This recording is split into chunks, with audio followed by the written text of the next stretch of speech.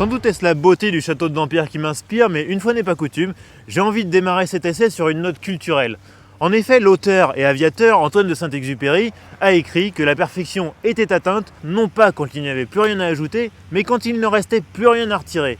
Eh bien cette maxime, elle va parfaitement bien à l'Alpine A110. Elle revient en effet aux fondamentaux du plaisir de conduite, avec son poids contenu, son agilité de tous les instants et du fun à tous les virages. En quelque sorte, la sportive idéale.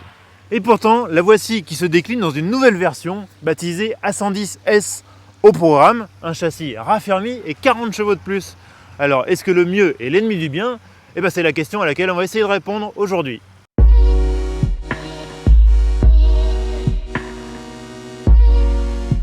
Dire que l'A110 a été plutôt bien accueilli tient de l'euphémisme. La presse automobile a unanimement salué ce retour en force d'Alpine et la clientèle aussi a été au rendez-vous.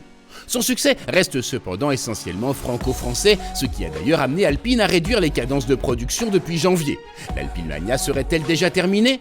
Pour éviter de sombrer dans l'oubli et en attendant un SUV qui devrait arriver fin 2021, la marque diepoise a décidé de décliner sa berlinette dans une nouvelle version A110S. La 110S, elle se reconnaît à des détails esthétiques, comme par exemple les jantes qui sont spécifiques, les étriers de frein qui sont peints en orange, ou encore les logos qui sont noirs et non plus chromés. À l'arrière, on n'a plus le drapeau tricolore, mais à la place, on a cette décoration en carbone et orange. Et enfin, si on veut, en option, on peut avoir un toit en carbone qui permet d'économiser 1,9 kg sur la balance. Un brin ascétique mais pas austère pour autant, l'habitacle reste plaisant. On apprécie l'excellente position de conduite, mais on déplore toujours le manque de rangement à bord, ainsi que le système d'infodivertissement d'un autre âge. Dans l'habitacle, on retrouve avec plaisir les sièges Baquet Sabelt, ils maintiennent très bien le corps et ils ne pèsent que 13 kg. La 110S, elle se distingue surtout par ses petites touches d'orange. On a des surpiqûres sur les sièges, sur la console centrale, sur la planche de bord, sur le volant aussi qui est partiellement revêtu d'Alcantara. Et puis la touche finale, la touche sportive, c'est le pédalier et le repose-pied côté passager en aluminium. Toujours niché en position centrale, le 1,8 litre turbo a donc gagné 40 chevaux. Il affiche désormais la bagatelle de 292.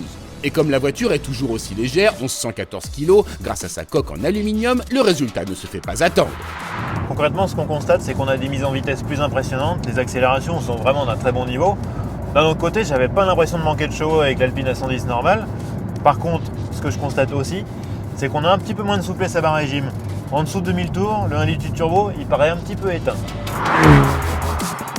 Mais l'Alpine A110S ne se résume pas à quelques chevaux de plus. Ses réglages de châssis ont été revus en profondeur, avec des ressorts et des barres anti-roulis nettement plus raides, une hauteur de caisse légèrement réduite et une calibration de l'ESP modifiée. Enfin, la 110S reçoit des pneus plus larges et les plus gros freins disponibles dans la gamme. Avec ces nouveaux réglages châssis, clairement, l'Alpine A110S, elle s'est germanisée. C'est très ferme à basse vitesse, voire un peu cassant sur les ralentisseurs. Heureusement, sur route bosselée en mode attaque, les suspensions travaillent bien, on a quand même une bonne tenue de cap.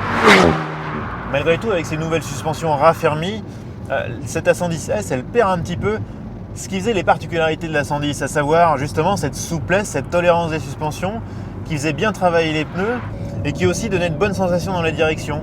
Là, on a perdu un petit peu du feeling dans le volant et puis aussi, elle est très efficace, on passe très fort en virage, mais d'un autre côté, on sent qu'elle pardonne un petit peu moins les excès d'optimisme.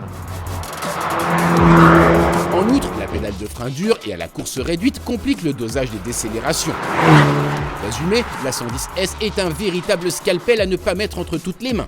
Elle exige de son pilote la plus totale attention si l'on veut espérer en tirer la quintessence.